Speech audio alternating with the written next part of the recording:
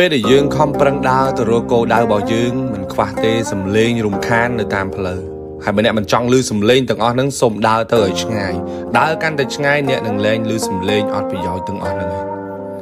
ពេលខ្លះនៅពេលដែលយើងខំប្រឹងធ្វើការគេបែរជាមកសួរយើងថាខំម្លេះហើយស្លាប់ទៅយកលុយបានទៅមែន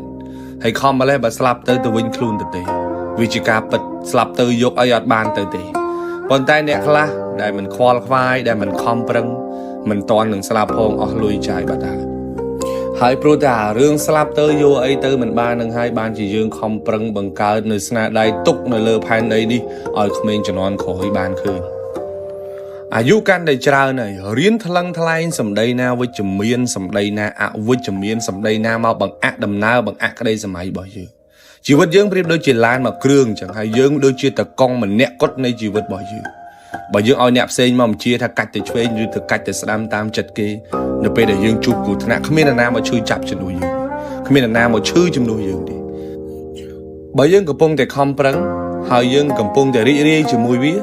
ហើយយើងស្រឡាញ់វាពេញបេះដូងហើយសូមបន្តធ្វើវាទៀតសូមកុំបោះបង់ត្រូវចាំថាពេលដែលយើងធ្វើគេមកបង្អាក់តែដល់ពេលដែលយើងធ្លាក់គេនឹងជន់ក